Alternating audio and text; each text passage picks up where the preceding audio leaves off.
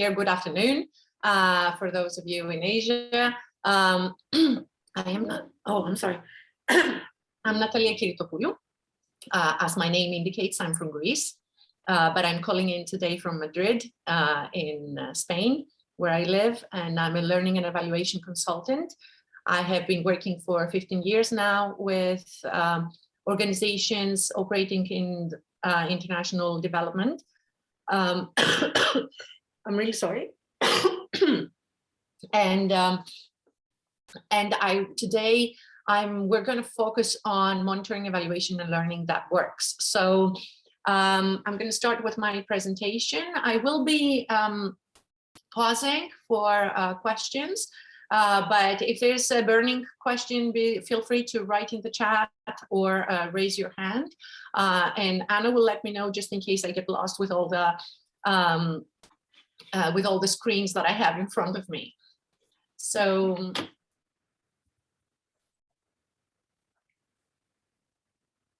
here.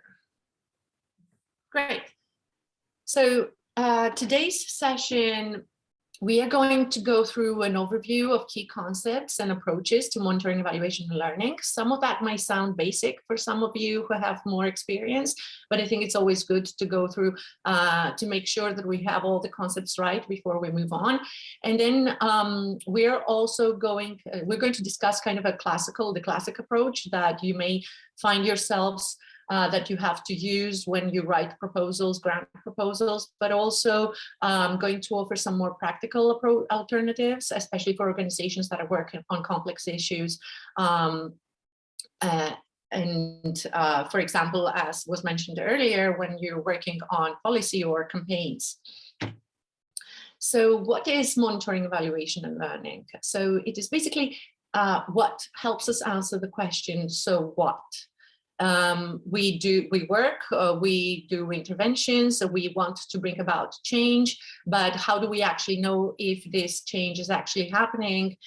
This is what the monitoring, evaluation, and learning system will help us find out. So it is the systematic process for collecting and analyzing information, but also reflecting on that information and understanding what is it that we're doing and what is changing as a result of our work. So I want us to think of monitoring and evaluation and learning as a whole, as a concept, but also it is important to understand what each one of those terms mean. So monitoring basically answers the question of how are we doing? How are things going during the implementation of our initiative? So it requires routine data collection around resources, activities, and results that will guide the project implementation. Evaluation really answers the question, is our initiative a good idea? Is it worth to do what we're doing? Is our approach correct? Do we have a design that actually will help us get to the results that we want to get? And learning is really about how can we adapt and how can we improve.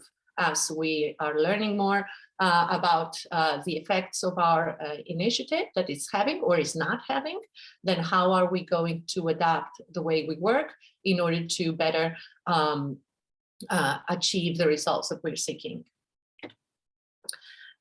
A few words on the purposes of MEL. First of all, it is basically this. It's avoiding making guesses, avoiding looking at the crystal ball in order to make decisions and actually make judgments based on and decisions based on the best credible evidence or best available evidence that we have.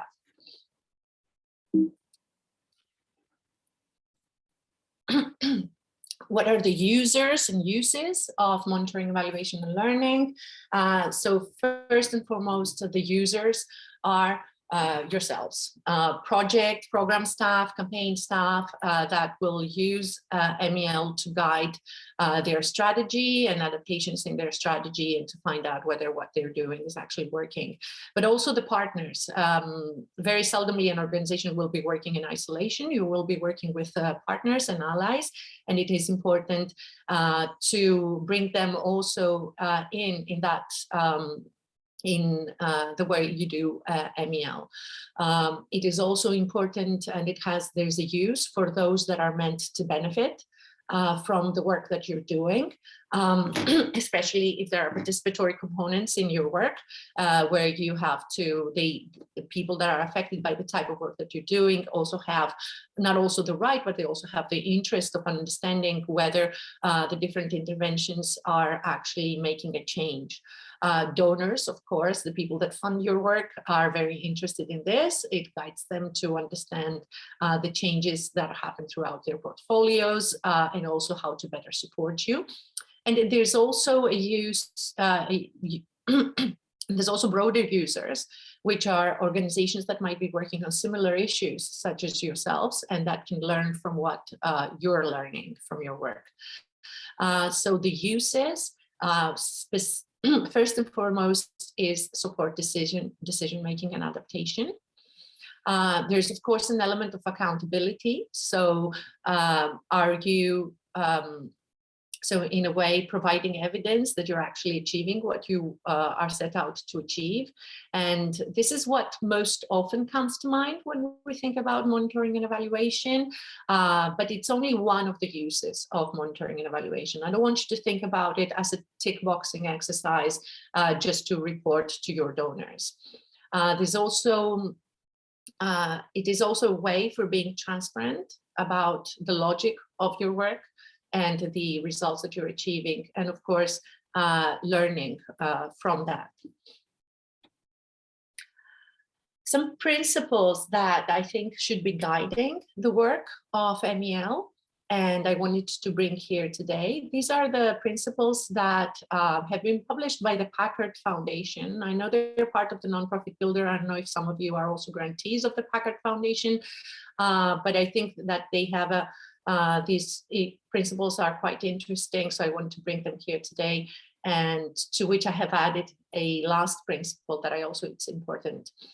So what are these? These are, let's be clear, these are ideological principles, okay? This is not, you can do MEL without attending these principles, but if we want to do MEL that actually works and is actually useful, I think it is important to consider this.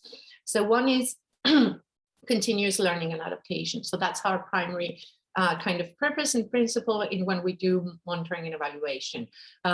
Thinking about having continuous feedback and using timely the information in order to inform and adapt our strategies. To make this happen, we need to prioritize learning, and we also need to prioritize experimentation. So not be afraid of failure as long as we can learn from this failure.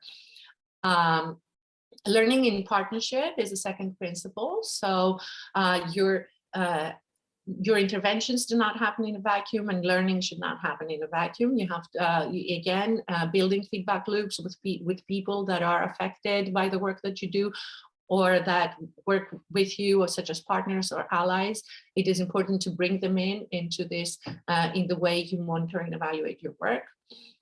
Using a variety of information is another principle. So not thinking exclusively about specific kinds of measures or sources, but trying to triangulate in order to get a more, first of all, to make sure that the evidence that you use is credible, but also in order to have a variety of points of view that come into this conversation. And that needs to also be used in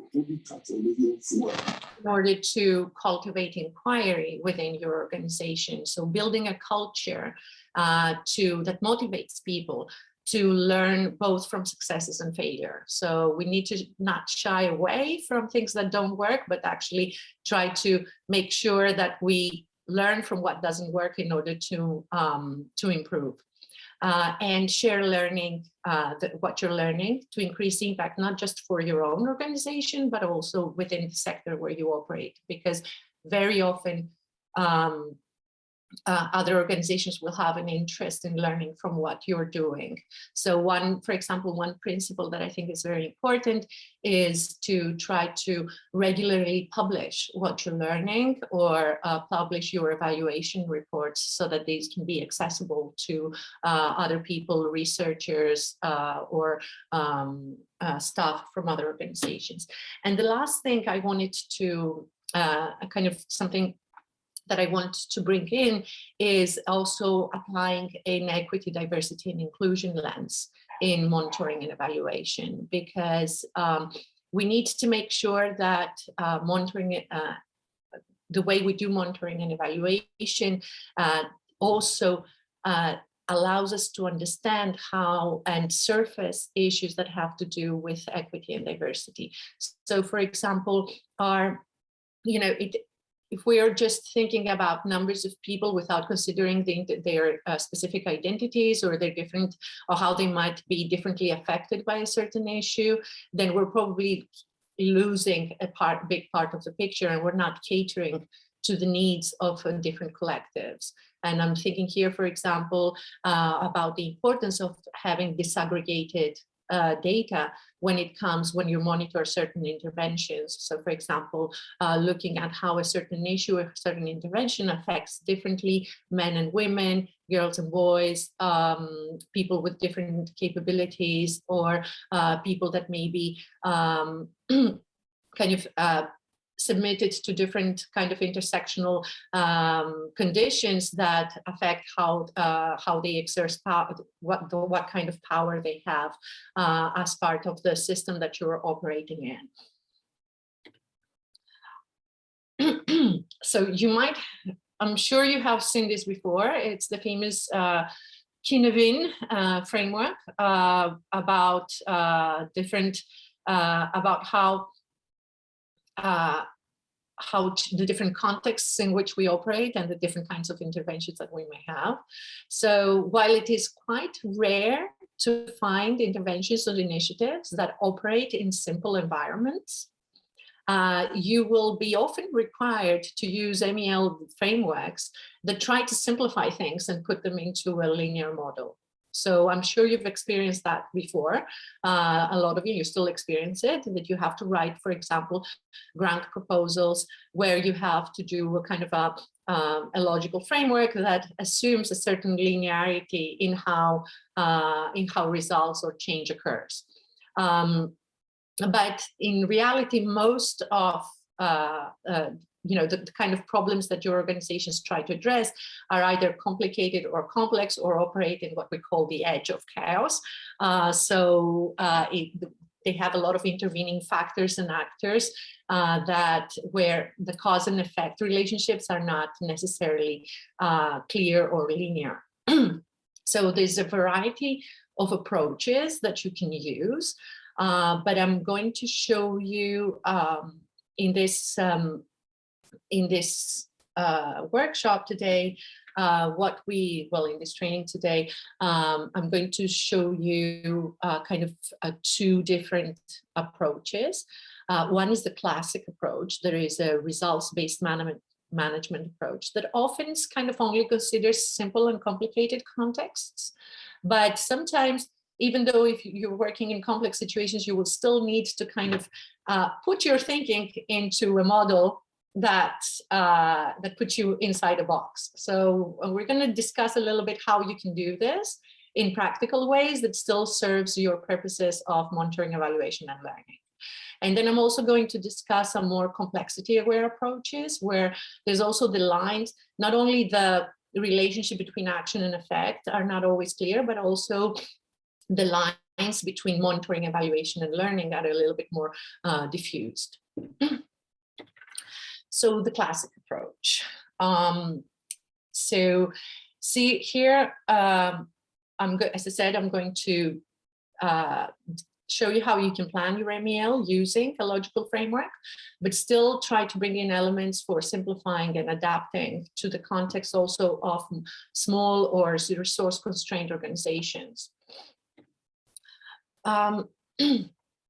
So just as a note, I'm not going to touch here on the planning process. I'm assuming that you have done your, our starting point is that you've already done your problem analysis, your stakeholder analysis, and that you have come up with a series of objectives or a sort of a theory of change and on the basis of that, you're going to build now your MEL framework.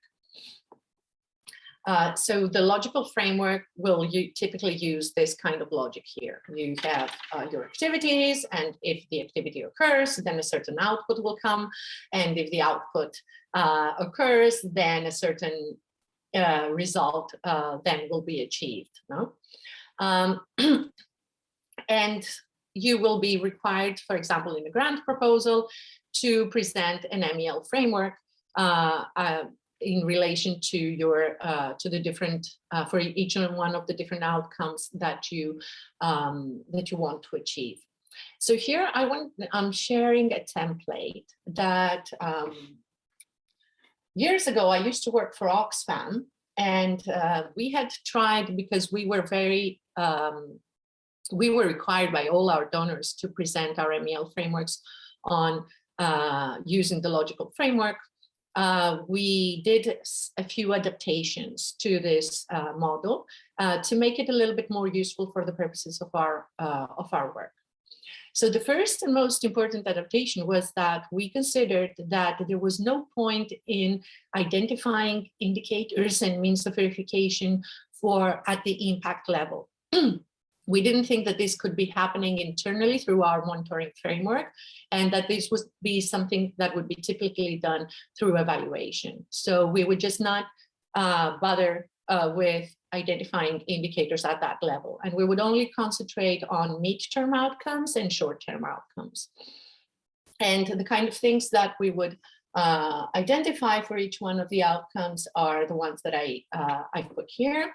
So I'm sorry, I'm having an issue with my screen. Yes, so so for each outcome, identify indicators, means of verification, how frequently they will be collected and analyzed, who would be responsible, how are we going to use the information of each indicator, and then also thinking about the baseline. So let me go through these things one by one. So indicators. What are they? They're basically just a measure that shows whether there's a change or a progress. They can be quantitative, they can be qualitative, and basically, and as I said, they have to reflect either changes that are connected to the information or help us assess whether our performance. It is a clue. And it doesn't mean, even though when we think of indicators, we tend to think about numbers and quantitative indicators, it doesn't have to be a number. It can also be a fact, it can be an opinion or a perception that reflects a certain condition or a situation that evolves over time. And two things I want you to keep in mind when you're thinking about indicators, and generally when you're setting up a monitoring plan. One is what I'm sure you have seen multiple times now, is the quote that is attributed to Albert Einstein, that not everything that can be counted, that does not necessarily count, and not everything that counts can necessarily be counted. And what does that mean? It means that, first of all, our indicators do not necessarily need to be quantitative, but it also means that sometimes that our indicators will not always show us the full picture, and that we will not need to complement with other things that cannot necessarily be measured through an indicator. Another thing is, and I've put here Mies van der Rohe Pavilion in Barcelona, which is really is in the real world, what less is more means, which was his leitmotif. And that's less is more is one of the principles I also want you to keep in mind, that do not try to overdo things. We might be tempted that for a certain outcome, we would be listing a series of indicators and measures that we want to monitor, and without necessarily thinking, how is that useful? How is it? So always probe with that question, how is it useful for me? How am I going to use this? If you're not going to use it, don't put it there. So what types, just an overview. Again, some of that might be a bit basic for some of you. The types of indicators that we can use they can be quantitative or qualitative. So for example, if we're thinking about women's empowerment program, we could have a quantitative indicator that would be the number of women holding leadership positions in an organization. But we could also think about a qualitative indicator that would be a change in the women's perception regarding their own capacity to hold leadership positions. They can be direct or indirect, also often called proxy indicators. So direct means that they refer directly to the outcome of the intervention. So for example, if we are we're working with companies and trying to make sure that they implement commitments for net zero policies, a straightforward direct indicator would be the number of companies that actually implement these policies. And if we're not there yet, and we want to see what kind of progress we're making towards that, we might want to use a proxy indicator, which could be, for example, the number of companies that hire staff that has specific expertise on this issue. And that would indicate that they're making progress towards that goal of implementing such policies. And they also can be outcome or process related. So if we take the example of, for example, if your organization is imparting trainings, one outcome indicator could be the number of people that are putting in action the knowledge that you imparted in that training. But a process indicator, which would be more about how you're performing and when you're doing these trainings, would be the level of satisfaction of participants with the training. Some practical considerations when setting indicators. So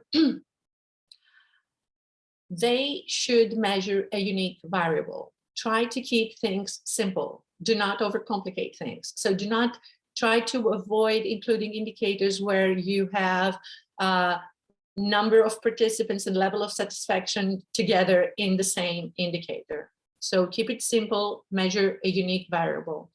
And when you create your indicators, try to make sure that they respond to these basic questions. So how much? And keep in mind that this is not always a number. It can also be a level of something. Who, what, how, and when. Now, there are various frameworks or ways of identifying indicators.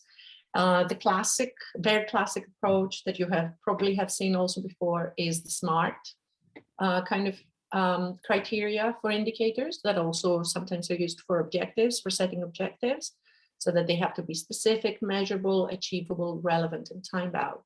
Now, over time and working with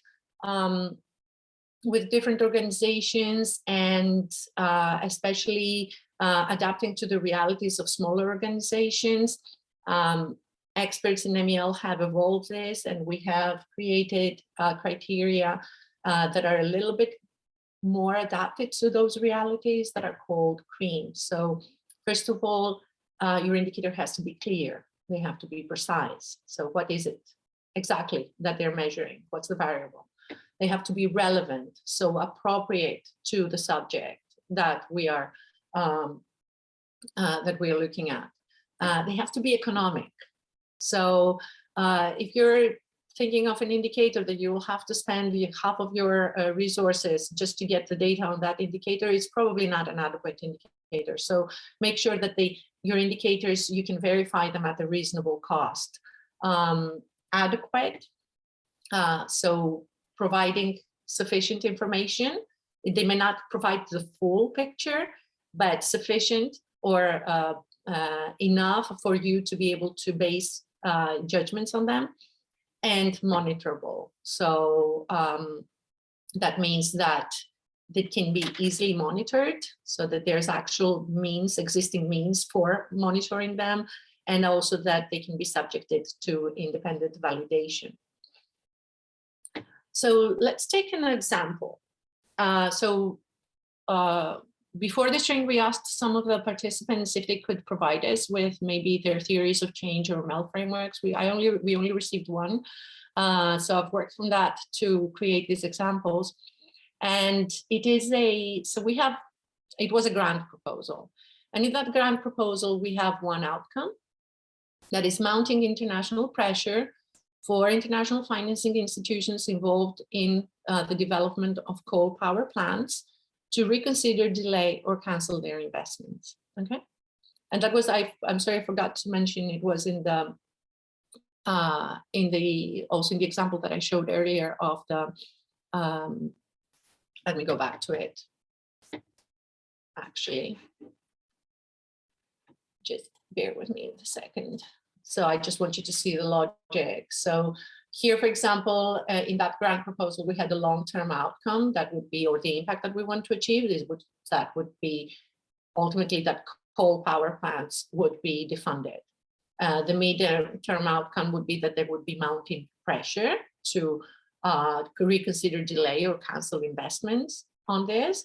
And the shorter outcome here was to strengthen the partners network through a knowledge and capacity hub and aligning their agendas. So let me go back to the example then. So for this intermediate outcome, one of the indicators that they have identified was this one: national and international media coverage. So let's hear from you. What's wrong with this indicator? Anyone would like to comment? Yeah, I guess I'm not seeing a clear link between, increasing, like I picture increasing media coverage, and I'm struggling to see a clear link between that and their goal of, reducing investment in coal power and all that sort of stuff. Okay. So it's not clear if it's a direct or an indirect indicator, first of all. Second of all, is that we don't really know if it's a quantitative or a qualitative indicator. We don't know what it's measuring exactly. Is it measuring number of appearances in the media, or the quality of those, what is contained in those? So let's work on this. Let's take this example, and now let's think, how can we make this a cream? A cream indicator. Yeah, Abina also mentions that it's not a time-bound indicator. So it's exactly. Mm-hmm. Okay, so let's work on this. So let's say that there is a logic to it, and I think that there is one, that if we increase media coverage, so there's a kind of a theory of change there. If media coverage is increased, that mounts international pressure. So it's about changing narratives, let's say, in the media, and that would also have an effect on putting pressure on the investors. Now, we could take this and say, okay, then we could be measuring the number of international and national media articles or segments that use the desired framing to talk about the issue. So here it's not any kind of coverage. It has to be a specific type of coverage that actually says the same thing, that portrays the message or the narrative that the organization is pushing. So would it be useful to make this more specific and time-bound? As for example, Yasmin was saying, it's not a time-bound indicator. So for example, we could also develop it further and say that, make it even more precise. So say that monthly, there are at least 2 international and national media articles or segments that point to the need to withdraw investment from coal power plant development in the region.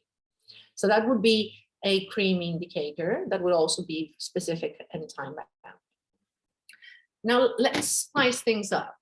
When you're considering your indicators, you might also want to think about your indicators' qualities in relation to how they will be used. So what are you going to use this indicator for? So for example, if you're working, if you're working through participatory processes, or you want to empower a certain collective, you should make sure that this is also kind of reflected in the type of indicators that you use. And these are kind of the spiced criteria that are called for these indicators. So working from, for example, our short-term outcome, and which was to strengthen the partners network through the knowledge and capacity hub and mutual alignment on the agenda. Now here, the organization that grant proposal had an indicator that was called, that read output planning and adaptation of methods. Again, what's wrong with this indicator? Anyone?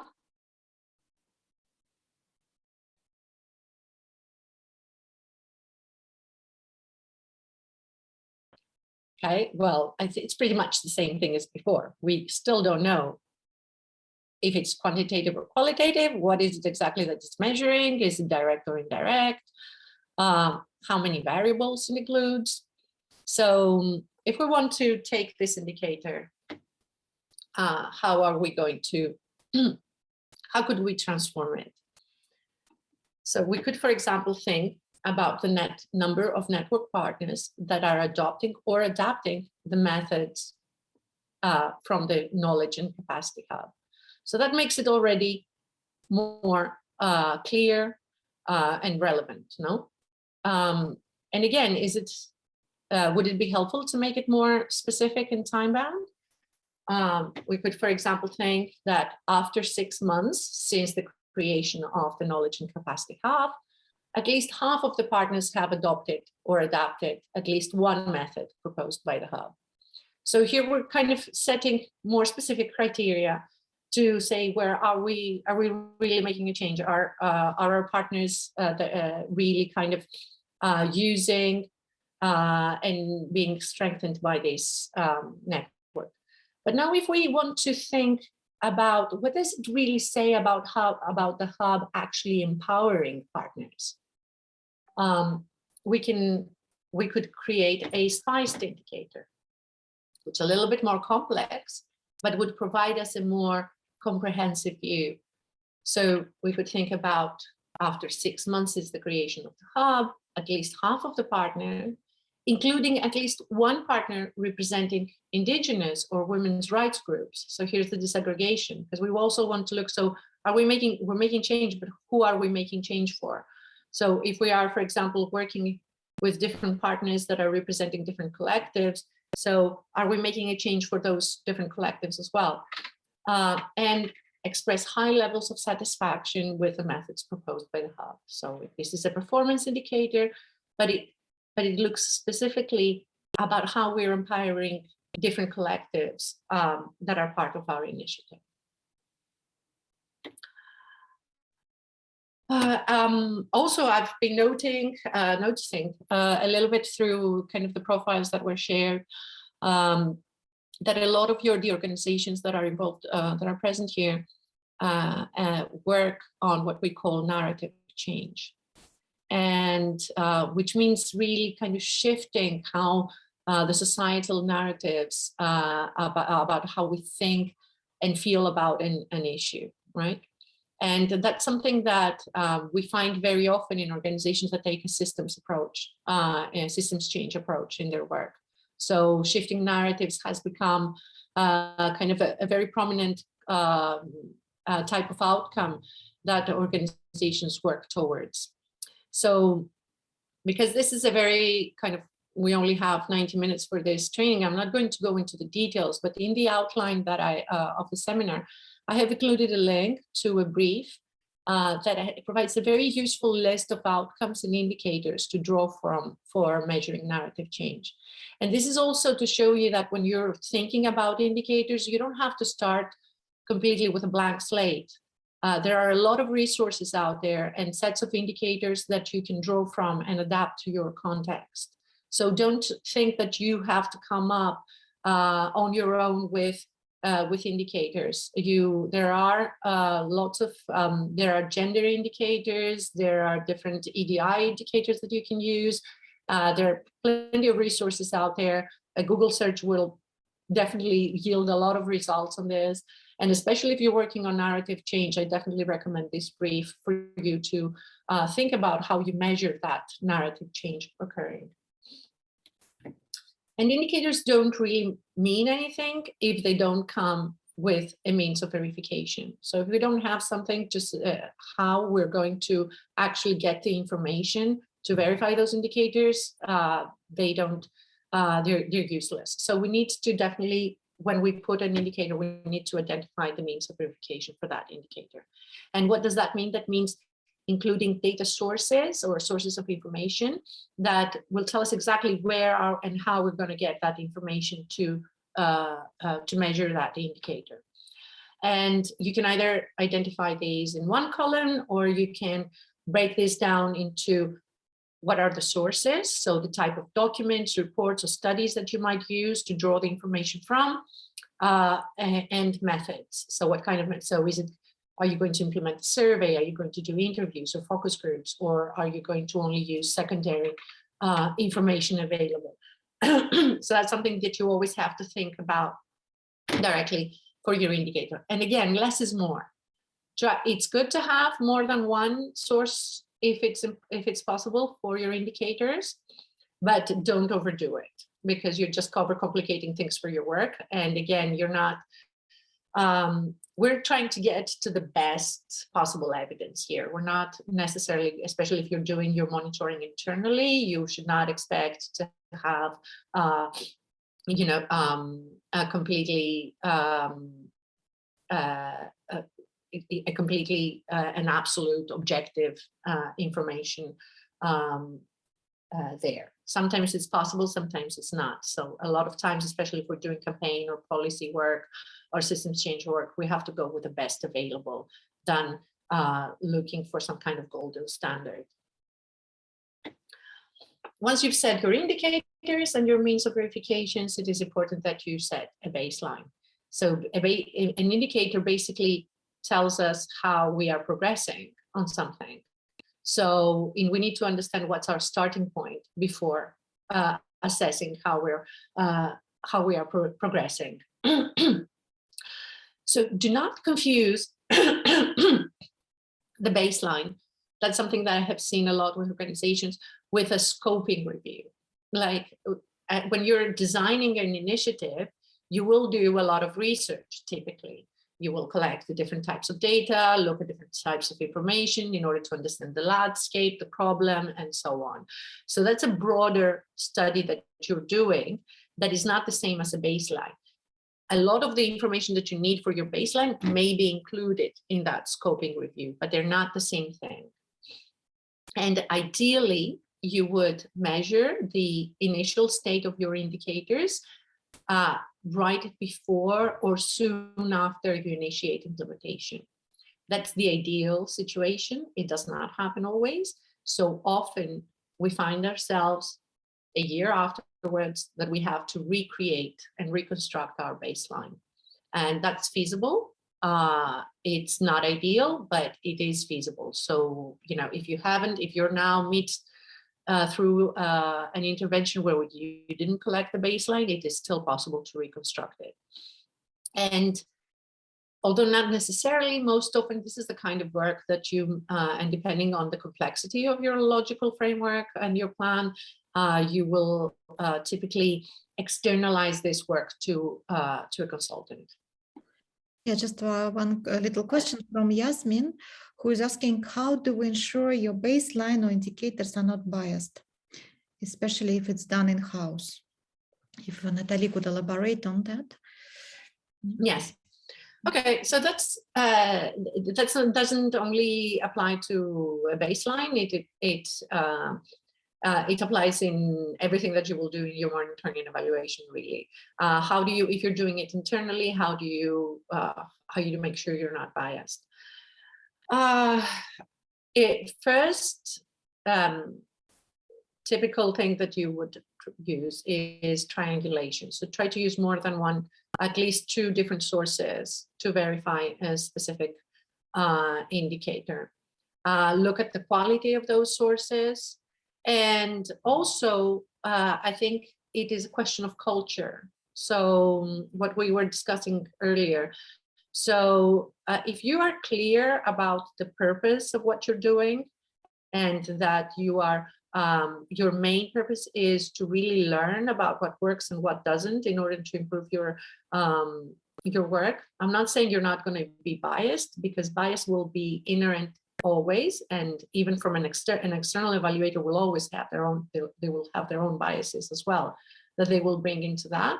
But approaching things with honesty and with real kind of with a culture of learning, and that will help you kind of bring that kind of minimize the bias there. When then also when, and this has to do with the type of sources that you will use, try to bring in different points of view. So so for example, you need to make sure that you collect feedback from the people that are most affected by the intervention, and also from partners and different sources. Don't go just with what are the perceptions from your own organization. Just some practical things. Then there are plenty other things you can do, you know, and it really depends on the methods that you're using and the types of indicators that you have. So when it comes to other things, so you've got your objectives, you've got your indicators, you've got your means of verification, you've got your baseline. Other things that you need to consider here is the frequency of collection. So, and this will really depend on your indicators. So if you have an indicator on levels of satisfaction with the training, then the collection will be happening every time you have a training. If you're monitoring media coverage and you've set up, for example, a Google alert for keywords, then this would be happening continuously. So it really depends on the type of indicator that you have, but it is important that you're clear about when the data is being collected. And then when are you going to analyze the data? Just because very often, and I've seen that happening a lot of times, organizations collect huge amount of data from different sources, but they never actually sit down to analyze it. So they just kind of look at it as it comes in, but never kind of sit down at one point to make sense of it. So it is important to also identify the frequency of the analysis. And sometimes this frequency of analysis will be also included directly in how you have developed your indicators. So if we say 6 months, or the frequency of your reporting, for example. If you say, you know, you have an indicator that says every 6 months this and this happens, it means that you should at least once every 6 months sit down and analyze the data that you have collected on this indicator. Very important to identify who is responsible for this. And you can have different people responsible that are for collection and for analysis, or it can be the same person or group of people. But it is important that you have someone that is clearly identified. There has to be clearly assigned responsibilities on this, because then otherwise it just doesn't happen. And very importantly, for each indicator, how are you going to use this information? What are you going to use it for? Will you use it for, it can be, you know, the most common use, unfortunately, is using it for reporting to your donors. But you should also think about, you know, am I going to be using this, for example, do I want to update the curriculum of my training? So if I want to update the curriculum of my training, this is one of the uses that I want to have there? Am I going to use this for, there is a specific moment where I need to reconsider my strategy, so am I going to use this for as input into a strategic review? These sort of things, but do make sure that you identify that, what specific use you're going to give to that information. And now, one thing that I have also seen happening very often in organizations is when they're doing their monitoring is double counting. And it sounds simple, but it's not. And it happens a lot, more often than we would expect. So let's take an example. So let's say you're running a social media campaign and you have 5,000 followers on Twitter, 3,000 followers on Instagram, and 10,000 followers on Facebook. What's your total following? Anyone want to adventure a response?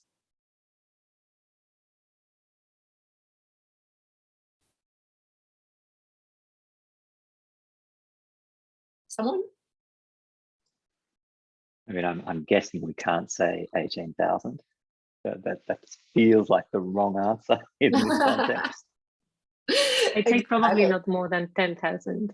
Exactly. You should always go, so here's the thing.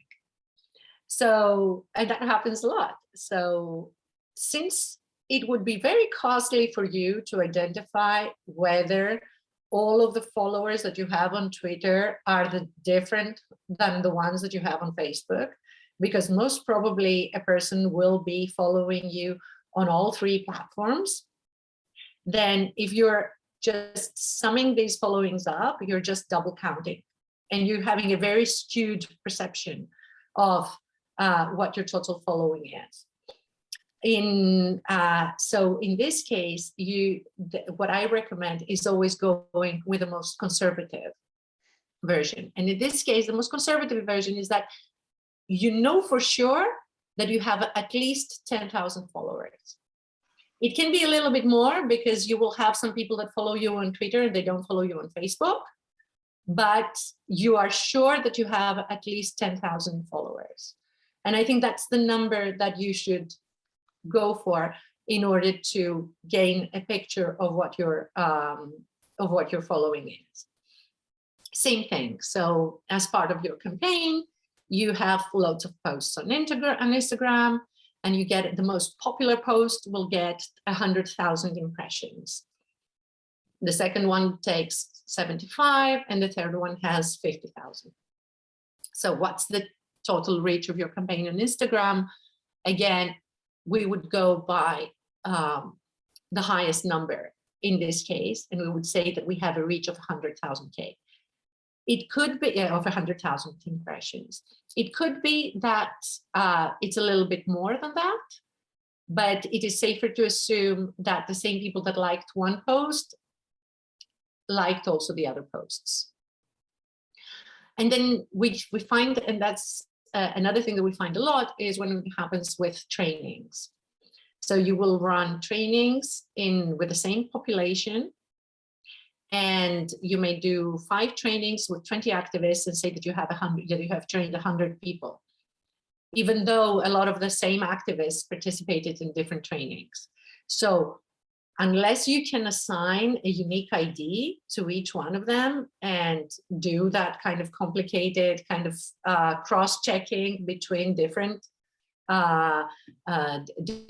activists reached, then it's safer to say that you've trained 20. Now, if you have an indication that, okay, so those trainings happened in very different parts, or you're sure that it happened with different populations, then you can sum them up. But that's something that we find very, very commonly. And it really, and sometimes when it comes to online campaigns, you find situations where the people have reached the whole planet just with one post, sometimes, with a few posts, because they just sum them up instead of thinking who might be included in those posts. Yeah, can I just give one Yes. little comment from Yasmin? She suggests not to use the reach as an outcome, but to use instead engagement rate. Yes, no, that's true. Yes.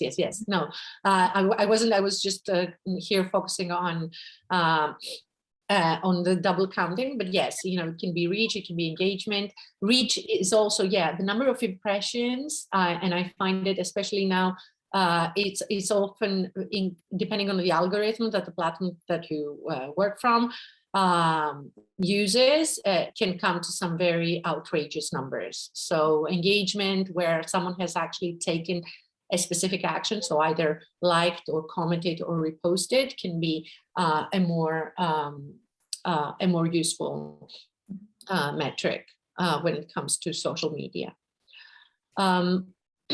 Right. Any other questions on indicators and monitoring before we move on to evaluations? Okay, so I'm going to speed a little bit things up because I think that we want to, how long do we still have left? Half an hour. Half an hour, okay, great. 3 minutes, yeah. Yeah, so managing evaluations, and I'm saying managing evaluations, and I'm not saying carrying out evaluations, because this will probably not be your role. You might have someone in your organization be able to do internal evaluations, but usually what you will be doing is managing the process of an evaluation. So here are the basic steps to follow when you're managing an evaluation. So the first is decide on the type of evaluation. Now we're going to look at what different types of evaluations exist. Identify evaluation questions. So that's something that you should do internally. Do not leave it up to external consultants, or in any case, have an external consultant facilitate the process, but they have to come from you. Develop a terms of reference, and then select the team that can be either external, internal, or mixed to do these evaluations. Support the design and the implementation of the evaluation. Again, and me as an evaluator, as having worked as an evaluator, you're losing half of the value if you're just outsourcing it completely to an evaluator and just let them run with it. You should be engaged in how the evaluation is designed and implemented, at least follow that closely. And then review findings, of course, but then respond to these findings. So think about what is your response to those findings? Is this finding relevant for you? Is it acceptable? How are you going to, what are you going to change as a result of that finding? And then make sure that you also disseminate those findings. As I said, it is important, very, very important for advancing our field, and not just the evaluation field, but advancing actually the work of many different organizations if they can have access to the findings of your evaluations, and of course use it. Don't do an evaluation just for an evaluation's sake. Even if you're obliged to do it because your donor asks for it and you think of it as tick boxing exercise, use it. Use the opportunity. If you're going to have an expert doing an evaluation for you, use the opportunity to get as much as value as you can from it. So an overview of what different types of evaluation exist. So we can think of the evaluation in terms of its purpose. A classic kind of distinction we make is between formative evaluations that will usually happen during the implementation of an initiative, and that will shape, they're specifically focused on adapting strategy and shaping the future of the initiative. And then we have summative evaluations that will typically come at the end, and their purpose is to assess what exactly changed and what and how. They can also be categorized by who is carrying out the evaluation. So it can be independent, it can be internal. Sometimes, you may not have the resources, and you also want to kind of improve the skills of your staff, and you might carry out an internal evaluations. They can be joint or mixed evaluations. And actually, so this is something that also, for example, when I was working at Oxfam, we had come to prioritize, which was we would hire an external evaluator, but we would also put someone off our team to work side by side with our evaluator. And that has a very, that brings a lot of value, not also because it helps build skills within your team, but also because it makes the evaluation more relevant. An external evaluator brings that independent point of view, but they may not always have the insights or the background knowledge and context that is needed to fully understand and make sense of the outcomes. So by having someone of your team working side by side with the external evaluator actually adds value to and adds to the value of the findings and the precision of those findings.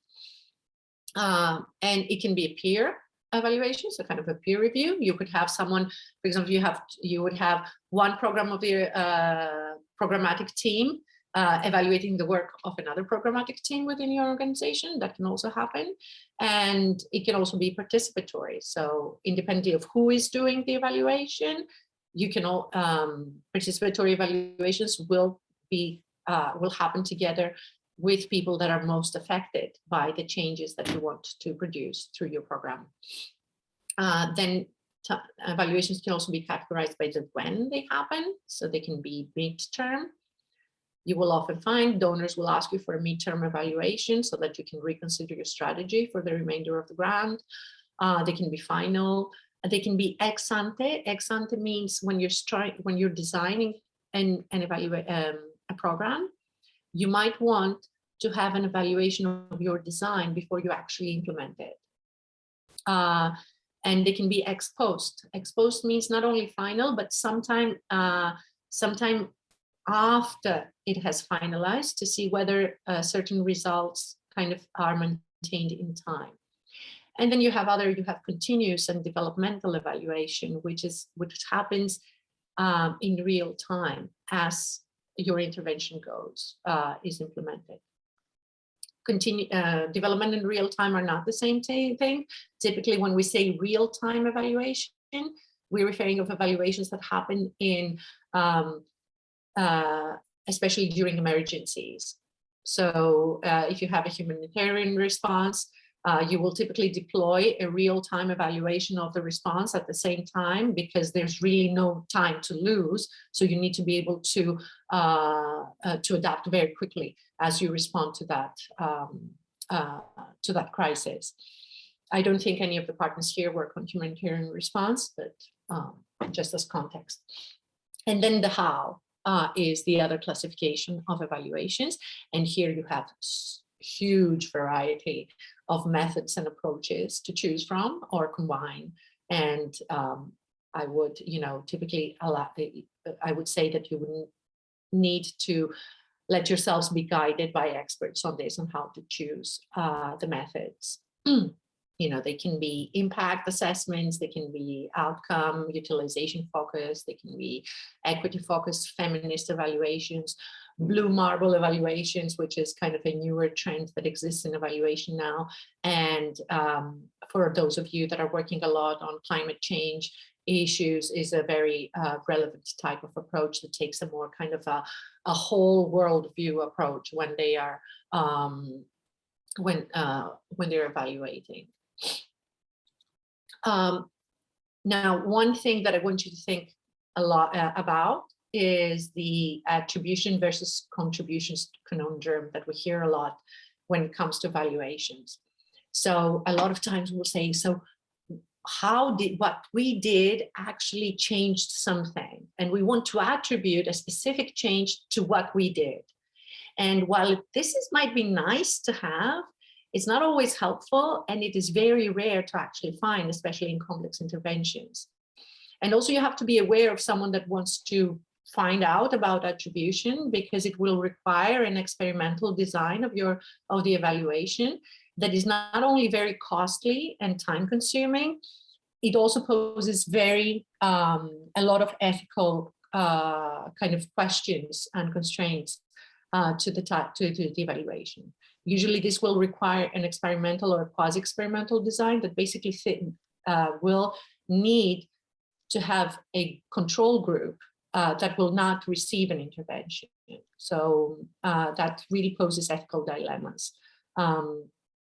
And it's not necessarily helpful to find that attribution. So I want you to think more in terms of contribution. So how is your intervention or your initiative contributing to changing things? And this is also a more helpful way of understanding things because it puts your intervention into context. So how is it what you're doing in relation to what others are doing or what other factors are intervening is helping change things. And this is specifically important, for example, when you're doing campaigning work, only when you're measuring outcomes such as narrative change. It's very difficult to try to find, to attribute a specific narrative change to a specific initiative. You should be thinking more in terms of how are we contributing to that, to changing those narratives. So remember in that the things that you had to do when you're managing evaluations, one of the things that you need to do is identify evaluation questions.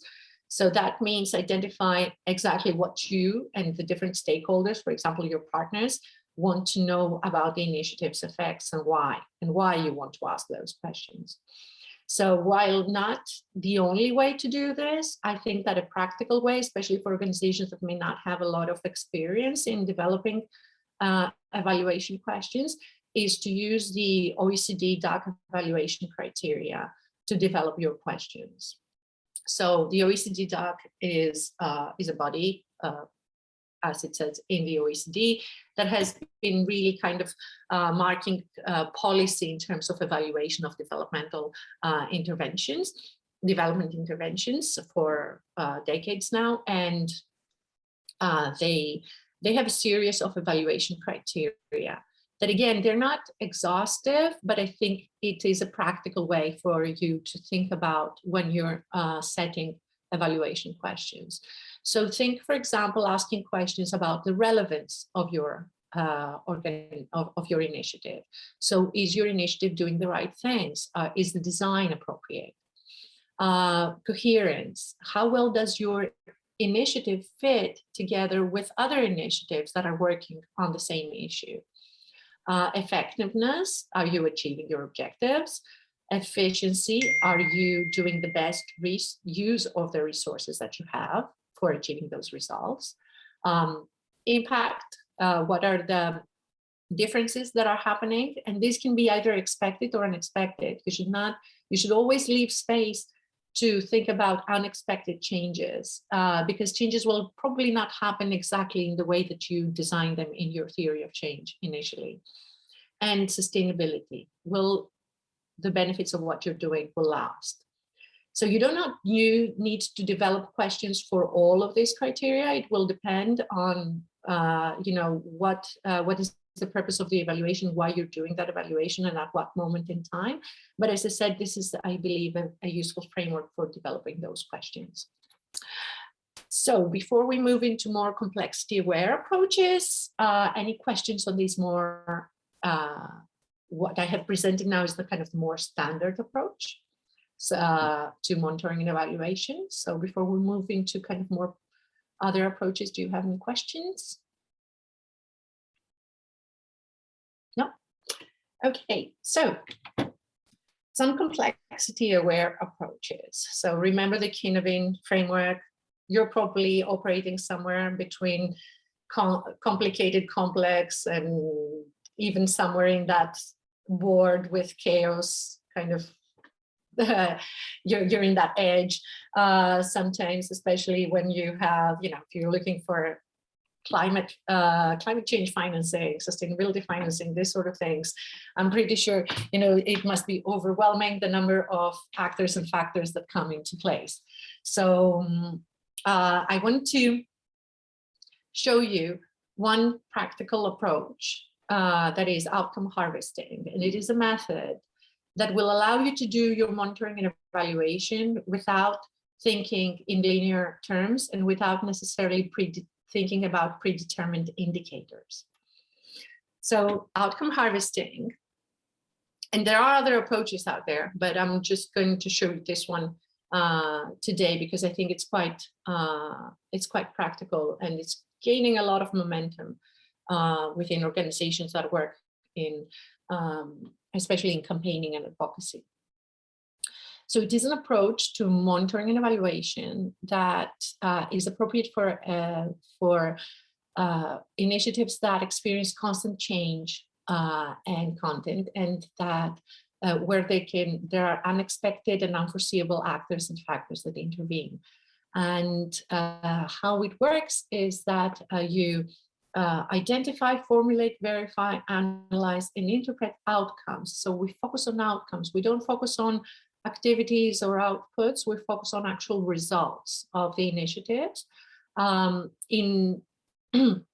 where, again, we cannot necessarily predetermine the cause and effect relationship. And it does not, while it can help us look at what progress we're making towards predetermined outcomes, it also kind of casts a wide net that allows us to also collect those and understand those changes that are happening that we hadn't foreseen before. So when we say outcomes in this context, we mean observable changes in the behaviors of actors. So they can be individuals, groups, communities, organizations, or institutions. They can be expected or unexpected, as I said. And when we're thinking about behavior, we're thinking about different changes in their actions, relationships, policies, and practices. So it's behavior writ large. How does it work? So outcome harvesting is a participatory method, in essence, that can be used internally for your monitoring and evaluation, but it can also then also be used as a basis for an external evaluation. You will probably need to have your staff trained, or someone from your staff being trained in the method, or receive the support of some external consultant to set the system at the beginning. How it works. So we start with the design of the outcome harvest, and this means identifying. It's very utilization focused. So the focus is on how are we going to use this monitoring and evaluation information. So you focus, you identify who are the users and the uses of this of the monitoring and evaluation that you're going to conduct. And instead of identifying indicators, you're going to identify useful questions. So monitoring and evaluation questions that really point to what is that you want to know about how your intervention is working. The second step is that where you start with reviewing secondary sources, so documentation, grant reports, studies that have been published, media articles, it can be a number of things. And you start by reviewing this documentation and you formulate potential outcome statements. And then you take those outcome statements and you engage with people that are knowledgeable, that are part of the intervention. So it can be your own staff, it can be your partners, it can be beneficiaries or people that are meant to benefit from your work. And you engage with them, asking who changed because of what we did, who was influenced, how, why is this significant, what contribution did we make? And when you have all that, you formulate it into outcome statements that consider all these elements. So it's it's participatory and qualitative at the same time. It can include some quantitative information, but usually your outcomes will be described as short stories. And then there is an element of substantiation. So you will substantiate with external sources those outcomes. So what in other contexts we would call triangulation. So you will find people that can verify whether this outcome is actually true or not. And then you need to make sense of all this. So, and it will you analyze it and try to find patterns about what changes are happening, what are the contributing factors to these changes, what is the significance of these changes, who is making those changes? Is it you? Is it you in combination with others? And what are the relationships between what you're doing and what others are doing? And then the last and most important thing is supporting the use of the findings for learning and adaptation. So just to give you an example of how you can do this is you can do this, for example, by creating an outcome monitoring ledger. So here's an example of a monitoring ledger of a project I've worked on, and it can be as simple as that. So you can put, you can put it in a shared folder, so on Dropbox or in a Google Drive, and have everyone in the team, or including the partners that you work with, make sure that whenever they observe, they observe an outcome, or they find it in a document, or they talk to someone and they realize that there's something changing, that they, however small, that they put it in here. And you create a ledger of the outcomes that are being observed. And so, for example, here, you would put the name of the person that is recording the outcome, so you can come back to them if you need more information. What is it that has changed? So this is an example of an initiative that was for circular economy, for improving policy in the European Union for a circular economy in the apparel sector.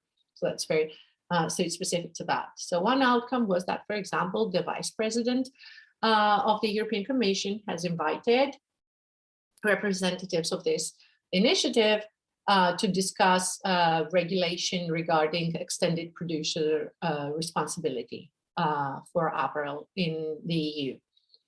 And why is it significant? Because this is the first time that the Commission actually is openly discussing the issue of EPR, and because the members of the initiative consider that extended producer responsibility is actually a systemic lever for circularity and waste reduction from apparel. And then we say, how did we contribute to this then? And the contribution here is identified that this initiative had published a policy paper that was discussing options for the implementation of EPR, and the invitation letter that they received from the VP's cabinet directly references this paper. So we know that we made a contribution because of that. There is something changing, and we know we made a contribution. And we can identify also the source. So in this case, it would be the invitation letter. And who could we substantiate further this outcome with? Could be, for example, a member of the cabinet. So here you can add additional things. This is a simple version, but you can also include either as you record your outcomes, or as you are, or when you're analyzing them, you can categorize this or code them differently so that you can look at outcomes in different ways. Outcome harvesting has a very live and active community that if you're interested in, so in the outline, I have included links to videos that explain more about outcome harvesting. And there's also an outcome harvesting community that has a mailing list that is very active, and you can find information about trainings there, and you can find lots of resources. And what they have also created is a Podio application for collecting these outcomes. So let's say your intervention is happening in different places and you have different people that might be observing and registering outcomes. You can use this Podio application. So I have the example that I have here is in Portuguese, because I'm working on a project in Brazil now, but you can, it's for free. And you can use this to have everyone in your team kind of collect outcomes here. So you can say, give it the source, the email of the person. You can have pre-identified areas, for example, about focus of the outcome that you're registering. You write your outcome description. You can kind of, again, classify it by year, country, the type of the social actor that is changing their behavior. So then that makes analysis and pattern finding easier afterwards. And you can change these categories. So this app is customizable. So you can change always the types of the types of actors that are relevant for your work, the type of behavior change that you're observing. Is it a change in practice, in capacity, in policy, or in relationships? Is it expected or unexpected? You can describe why it is significant, and you can also assign a significance rating, which will also help you with the analysis of your results. This is very subjective, of course, but it helps you, look at your results, slice and dice your results afterwards more easily. You can write what is the contribution and whether it's direct or indirect, and then can also say if it's draft, final, or rejected, your outcome, and if the substantiation is needed. You do not always need to substantiate the outcomes because sometimes they, you can make a selection of the outcomes that you want to substantiate. Again, this will depend on the type of resources that you have, and how detailed you want to go into this analysis and work.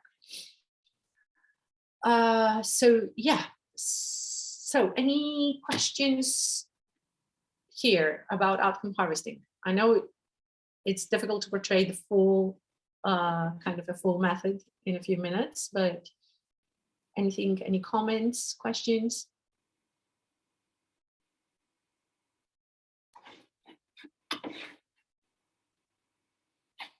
Okay. Yes. No, I just wanted to say that it's something that my organization is already doing, but we didn't know there was a There was an actual method. Correct. So yeah, okay. It's nice to know that we're not completely sort of off the track on that. You might want to look at the method in order to make it a little, and if it's interesting to you, to make sure that you do it in a rigorous way, so that you can use also kind of, if then your work is subject to an external evaluation, then you will already have kind of a lot of the work done to provide for that. Yeah, so let's move into learning now. So you can't have a presentation without a Dilbert appearing. So learning, we have a lot of, there's a lot of obsession in companies and in our sector as well with dashboards. We want to have dashboards with key metrics and everything there. And then we can look at them and ignore them and just make decisions based on politics.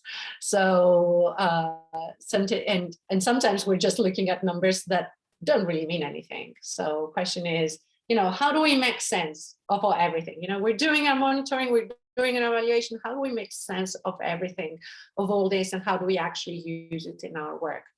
So here I want to share 2 practical things you can do as an organization. And you can do this independently of whether you use a log frame. If your donor has made you use a log frame, so you're stuck to using the log frame and indicators, but you can also use it if you're, for example, you're using outcome harvesting or other methods. So one thing you can do is have sense-making sessions with organize regular sense-making sessions, and it can be with your staff, and it can be with your partners. Better if it's if you come together with your partners and you do this. So what is a sense-making session? So you gather all your data before the session, and everyone can look at them individually. So it can be the data that you have on your indicators, or it can be your outcome harvesting kind of stories or outcomes that you have collected. So look at them, observe them, think about what's coming out of them, and then come together and start looking for patterns together. So when you look for patterns, is kind of together with a group, try to sort through the data. So for example, if it's outcome harvesting data and you have coded them, look at what's happening under the different categories and so on, and then inquire. And so try to spot patterns.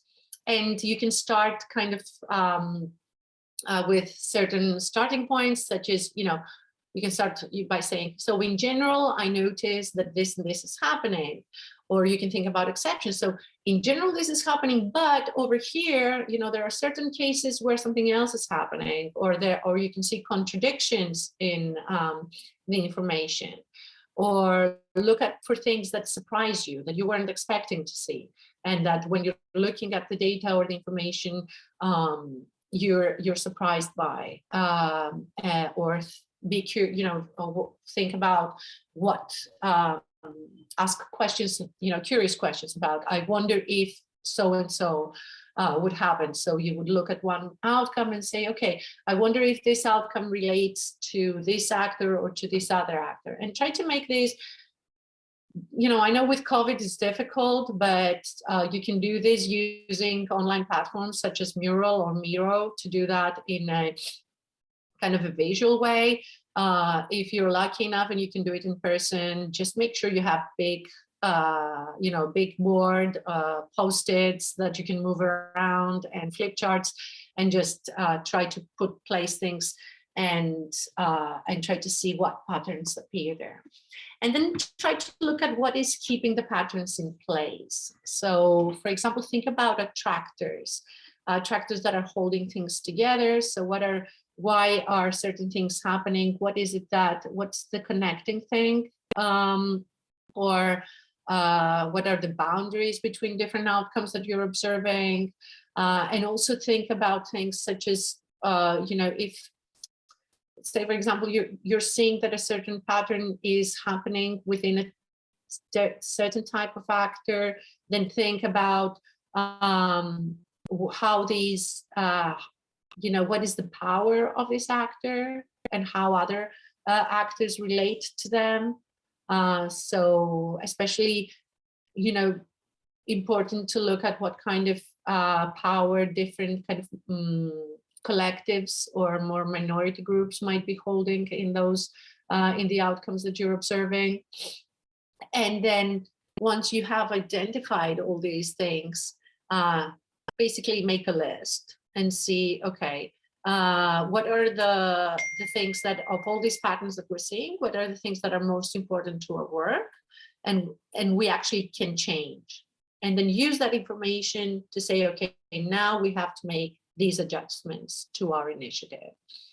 So just you can do this for as long as you want, or you can do it in short kind of sense-making sessions that only last 1 or 2 hours with a few partners. And as you do them more and more, they will gain, you know, you will get a flow going, and it's really a way of kind of learning together, getting the collective wisdom in the room, and while at the same time looking at the data, but also making sure that, you know, all this data that you will be anyhow obliged to, by your donor, for example, to collect, this is a way of actually making sense and use of them.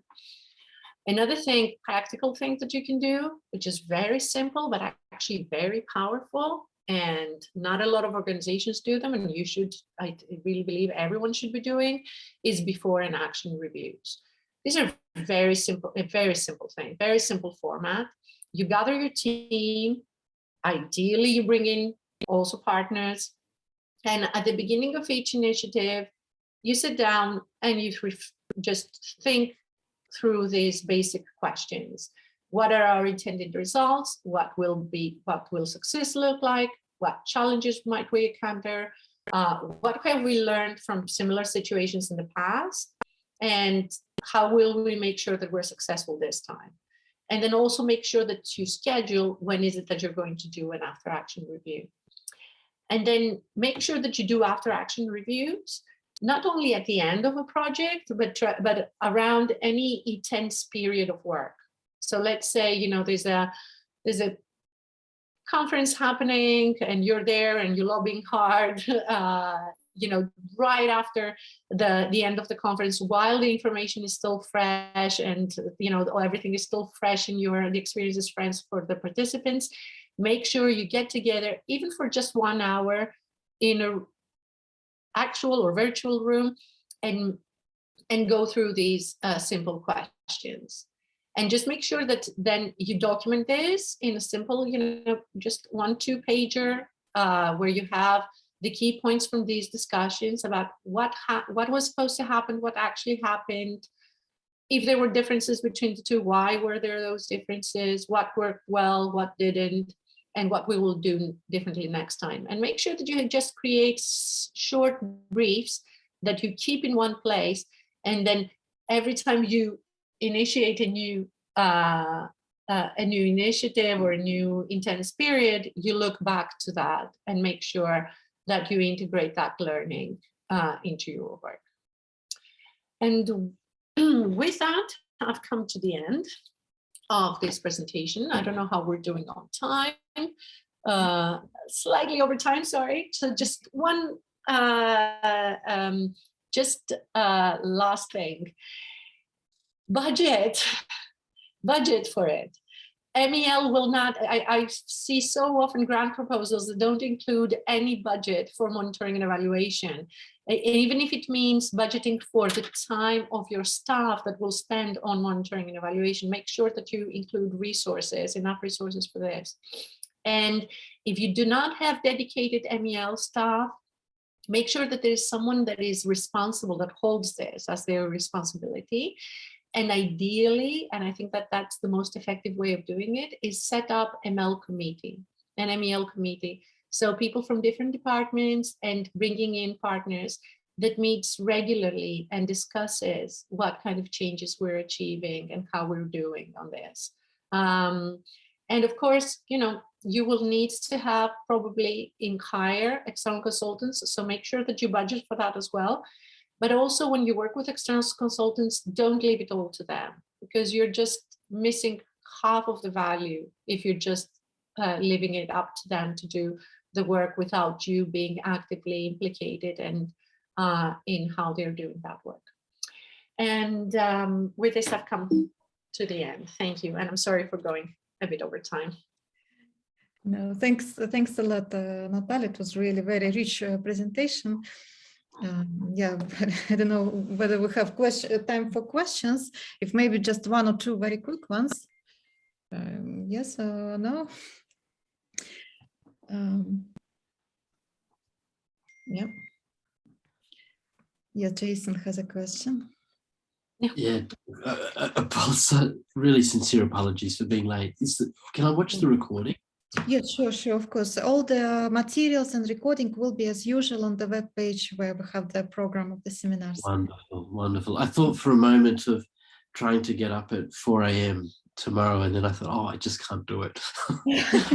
No, that's understandable. I'll come late, even though I'm hopelessly embarrassed. But thank you for joining anyways. So, yeah, Joel also has a question or something, yeah? Not so much a question, just a thank you. Julia and I were doing a lot of direct chat, sort of during this presentation, bouncing ideas off each other. And this is particularly well timed for us at the moment, because one of our teams is going to go into a lessons learned exercise. It's like a step 1 of telling the story of what worked well and what was unexpected, what didn't work well. And you provided, I think, some frameworks that we can use to help with the design of that lessons learned. So just a thank you from us. Oh, great. Thank you. I'm happy it was useful. Yeah. So then I will thank you, Natalia. It was indeed a very, very intense and interesting session. Lots of practical tips and advice, and a lot of things for us to digest and to apply. And I'm sure the questions will emerge as you applying all this advice and all this knowledge. So feel free to approach Natalia for any advice or support you need. And thank you so much, Natalia. And with this, thank you for having me here today. Thanks very much. Thanks a lot. Bye. Bye. Thanks. Bye, everyone. Thank you very much for attending. Bye, everyone. Thanks. Bye.